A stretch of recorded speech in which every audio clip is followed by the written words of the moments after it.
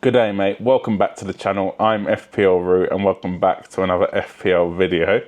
In today's video, we're going to go through my team selection ahead of game week 23.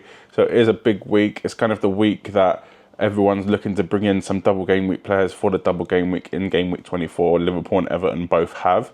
First of all, though, if you are new to the channel, please make sure you do subscribe. I'm going to be releasing 2 to 3 videos every single week to help you with your FPL teams. First of all, we'll chat about game week 22. To be honest, pretty average game week. Not too much to shout about. The defence did do really well for me. Sanchez a letdown again in goal. Nico Williams conceded 2. Was expecting a clean sheet, to be honest, from Forest against Southampton, but we moved with that one. Robinson from Fulham keeps delivering. Clean sheet, 2 bonus this time round. 2 assists in game week 21. Yeah, he's just been a great player for me so far this season. Virgil van Dijk gets a clean sheet as well. Liverpool, 2-0 winners. Midfield, I benched Iwobi in game week 21 and obviously he got 15 points. This week I start him and he comes off at half time. It's just one of them things in FPL. Yeah, complete blanks throughout my midfield. Up front, Chris Wood, which was my transfer in this week. I did take out, who did I take out? I took out Nicholas Jackson, brought in Chris Wood, 12 points, my highest scorer. Yeah, really happy with that, with an assist, goal and 3 bonus, and an Isaac blanked as well. So pretty terrible week, to be honest with you. I'm just obviously glad that my transfer in did end up getting me 12 points. Otherwise, it would have been a terrible week, a dreadful week. So anyway, we move on to game week 23. Let's get into the video. Yo, it's FPL Root, bringing you the stats, top picks, hot tips, all the league facts. They say Root rock, that's all the flow. Subscribe, hit the bell, welcome to the show. So now we're on to the game week 23 team. Sanchez has to start again. Not ideal.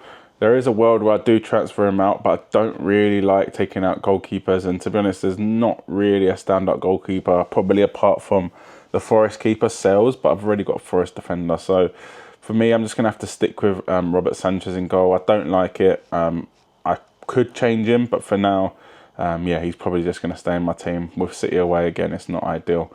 But yeah, there's bigger fish to fry in this team and bigger transfers to actually make. Virgil in defence, playing Ipswich at home. I'm expecting a clean sheet for him. To be honest, I would really like a goal. He's got 1 goal, 1 assist this season. I didn't have him for any of them. I think I bought him in kind of just right after that. So for me, I'd love a goal in this game and a clean sheet. I really do need my players to start being kind of above the level to make up some of the ground that I'm missing on my mini league rivals and in the overall ranks. And I think Virgil van Dijk in this game can do that. Like I said, I expect a clean sheet from Liverpool. They did keep one last time against Brentford, and I expect that again against Ipswich, and I can't see anything but a Liverpool win, to be honest with you. Also, Nico Williams gets the nod. Very good for me, to be honest. I think since I brought him in, he's been keeping constant clean sheets. Again, I would love an attacking return from him. Only 1 assist so far this season, and I didn't catch it. Bournemouth away is not an easy game by any stretch of the imagination. Bournemouth are a very solid team this season. But Forest are on fire. They're absolutely smashing it. They've only dropped points once since game week 14, where they lost to Man City away, which is kind of acceptable. And apart from that, yeah, they've been absolutely smashing it. So for me, these 2 teams did draw in the first game of the season, but since then they've both come on leaps and bounds. And to be honest, I can see a draw again, but I do fancy Forest in this one, so that's why I am playing Nico Williams. Estupinan as well gets a nod. With Everton at home, I think it's a very good fixture for him. He's been doing pretty well recently. He got a 9-pointer in game week 21 against Ipswich. Again, I just want to see some attacking returns because I've bought in, I feel like, attacking defenders. Nico Williams, Estupinan, even on my bench, Robinson. He's the only one that's really been getting the points, is Robinson. And I've had to bench him this week. I don't love it, to be honest, with Man United at home. I think that's actually a good fixture for Fulham. So there's always potential to maybe, I'd probably drop Nico Williams and play Robinson just because of how attacking he is. And I think the fixture is probably, this is crazy to say, but I think Bournemouth away and Man United at home are probably around the same level of fixture. I just I just prefer, to be honest, I prefer Forest defensively. So that's the only reason I am going Nico Williams. But they could be a late change to Robinson because his attacking threat is just next level. Fires is rotting on my bench. Hopefully I can take him out soon. But for now, I'm actually pretty happy with the defence. Last week, they were the only ones that kind of got me decent points. The midfield did nothing and Chris Wood did okay in attack, but midfield kind of carried me last week, and these are very, very good fixtures for them this week, so I'm hoping 2 out of 3 clean sheets. I just feel like I'm going to regret benching Robinson, so potentially Nico Williams comes out and Robertson gets a starting spot. Let me know what you think in the comment section below. Do you think I should start Robertson? And we'll get onto the midfield. So now onto the midfield. A massive, massive disappointment last week, as I said. This week I'm hoping for much, much better because the fixtures are very, very good for them. We'll start off with Mo Salah. He is going to be my captain. I'm not even going to try and kind of not tell you that he's going to be my captain, because he is going to be my captain with Ipswich at home. Disappointing last 2 games for him. He's blanked twice in the last 2 games, which is unlike him. The last time he did blank was in game week 7, so never mind 2 games in a row. And he's only blanked before the last 2 games, game week 4 and game week 7. So for me, I'm hoping he can turn his, I guess, little bad run of form around. And I think Ipswich at home is the perfect game for that. So Mo Salah captain. Yeah, for me, there's no other captain choice that is better than Mo Salah this week. Next up, we've got Morgan Rogers, who's been a brilliant player for me this season, to be honest. Again, blanked against Arsenal, but I benched him, so it's not really a big deal. Everton away, he got an assist. He's been getting the goal and assist here and there as well. He's got a few double-digit hauls. And for me, yeah, 6 goals, 5 assists so far this season. Yeah, I think this is a brilliant game for him. West Ham, under Graham Potter, they did okay, don't get me wrong, they did okay in the FA Cup, but in that game against Palace on the weekend, last weekend, losing 2-0 at home to Palace is not the best, to be honest with you. And for me, I can see them conceding goals under Graham Potter, and I think that's why I'm really happy to play Rodgers this game week, with Villa getting a good point against Arsenal as well in game week 22. Next up, we've got Cole Palmer. So City away, not the best fixture on paper, but City have been conceding goals recently. Obviously, they did concede 3 to PSG, or was it 4 to PSG midweek? They didn't concede against Ipswich, but before that, they have been conceded quite a few goals. 2 to Brentford in game week 21. In game week 20, they conceded 1 to West Ham. So they have been conceded an odd goal. That's why I'm happy to play Cole Palmer. Obviously, he's on pens, but again, he's in not the best run of form either, to be honest. He did blank in game week 22, but before that, 10 points with a goal. You know, when he scores, he's pretty much going to be getting bonus points. Being on pens, for me, yeah, you got to play Cole Palmer. And I know he's probably not, it's hard to say, because I think he's smashing it this season, 14 goals, 7 assists, but it's almost like you're forgetting that he is smashing it because of how well he did do last season. But he's kind of on track to beat that. So 22 goals, 13 assists last season in 29 appearances. This season, 22 appearances, so he's been starting from the beginning of the season more often, and he's got 14 goals, 7 assists. So for me, he's gonna smash that. I feel like he's gonna smash that by the end of the season. And for me, I think this is actually not the worst game for him with how bad Man City have been this season. That's it for the midfield. On paper, it looks great. We've also got Anthony Gordon, though, Southampton away. Gordon's been doing very well for me, to be honest. I bought him in before the Spurs game, where he scored, and then scored a home to Wolves as well. And obviously, Newcastle got absolutely slapped by Bournemouth, so he didn't score in that game. But I'm hoping Southampton away is a game where Gordon can do his business. I know typically last season before, he doesn't perform away from home, but we've seen this season he scored at Spurs' stadium, got an assist at Old Trafford, got an assist at Ipswich.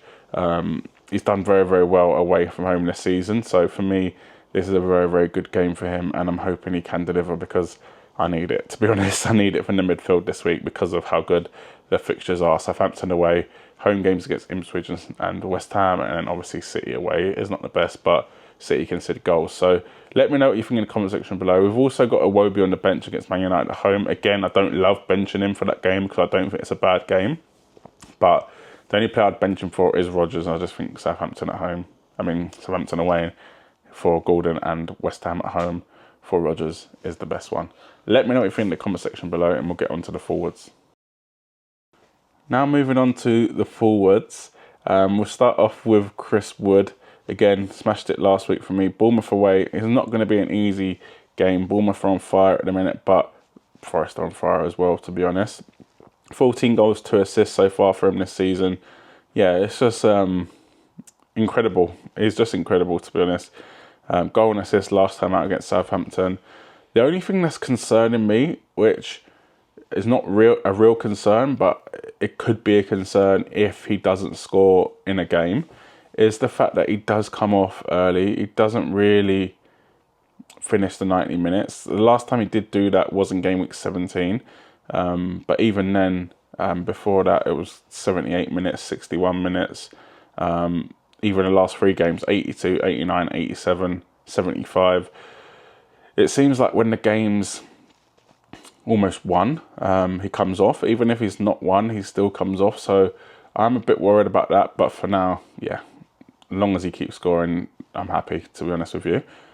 Also, I want to talk about, we'll wait to Solanke because obviously he's injured. But we'll go for Isak. He's going to be my vice captain this week. I think it's a very, very good game for him. He did end his goal scoring run and he didn't end up beating Vardy, which is, yeah, interesting. I thought he was going to, especially with the good fixture run that Newcastle do have. Southampton away next. I do expect him to pick up his goal scoring run and get a goal or two. And anyhow, we want the team to kind of rebound off that terrible loss to Bournemouth. Bournemouth are a great team, don't get me wrong, but, well, not great. Bournemouth are a good team, but yeah, losing 4-1 to them at home, yeah, it's not the best. So I expect Newcastle to bounce back. Now looking at my team, though, I'm a bit worried that I've got 3 Forest with a tough game away to Bournemouth and then 2 Newcastle. Kind of, I might put in all my eggs in kind of 4 teams. Chelsea, 2 players. Liverpool, 2 players. Forest, 3 players. Newcastle, 2 players. So I'm a bit concerned about that because if they don't deliver, if they don't score, when they concede, it's quite a lot of eggs in the same teams. But for me, them teams have been doing well, so I'm not too stressed about that. Solanke up next. Leicester at home would have been a great game for him, but he is going to be out for 6 weeks and did confirm that. It says expected back 8th of March, which is probably around 5-6 weeks. Probably is about 6 weeks. Yeah, not great. Spurs are on a terrible run of form. They haven't won since game week 16, and even then, that's their only win since game week 12, where they beat Man City. So, yeah, terrible run of form for Spurs. They kind of need to win, to be honest with you, because they're getting close to the relegation zone, and it's not looking good. I would have kept Solanke in because he was delivering every now and again. It's not great, but he was delivering for that price point. But to be honest, I would have probably kept him for the Leicester game anyway, and then probably taken him out because Spurs have got Brentford away, Man United at home after that. And yeah, we'll talk about who I'm going to take him out for because he's definitely coming out. There is also an option to probably bench him and play Iwobi, but for me, the fact that he's out for 6 weeks, it's just not worth almost keeping him on the bench. So that's why I'm taking him out. We'll get on to my transfers up next. So for my Solanke replacement, I do have 2 options. And to be honest, they're going to be a Liverpool or an Everton player. Because of that double game week in 24, I do really want to kind of load up and maximise them. My 2 options are Gakpo or Calvert-Lewin. Calvert-Lewin is definitely a knee-jerk after his great performance against Spurs. Saying great, he did miss a few sitters, so not too sure. Gakpo, again, a little bit inconsistent, I'd say, and there's always a risk that he won't play both games in the double anyway, so not the best, but we'll go through them and look at them as options. So Gakpo and Calvert-Lewin, both 21 appearances, 6 goals, 2 assists for Gakpo, 3 goals, 2 assists for Calvert-Lewin, so Gakpo is outperforming him. Shots though, Calvert-Lewin, yeah, 8 more shots than Gakpo.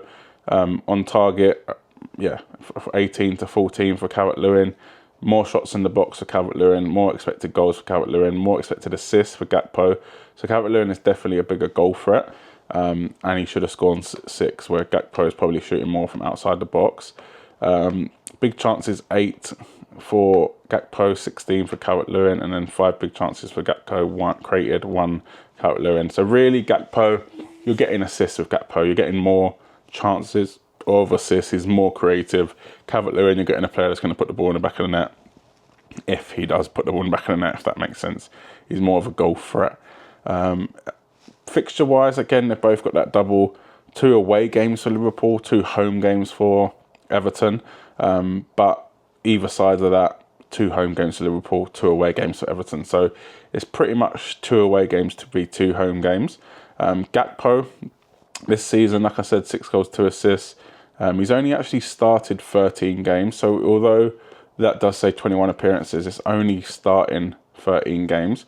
And Calvert-Lewin, he hasn't started every one of them 21 games. He's started 18. So a much higher start rate for Calvert-Lewin, which he probably is more nailed. But for me, I do really, really like Gakpo as an option. His price is actually very, very good for what he can deliver, 7.5 million, if he does play that kind of false 9 role, even if he does play on the left and Diaz does play that role. For me, Liverpool's best front 3 is Gakpo, Luis Diaz and Salah at the minute, because Jota is injured. He says he's unknown return date, but it's a muscle injury. So for me, I don't think they're going to risk him coming back, because he hasn't actually started a game since game week 8. And yeah, for me, there's no way they'd risk him.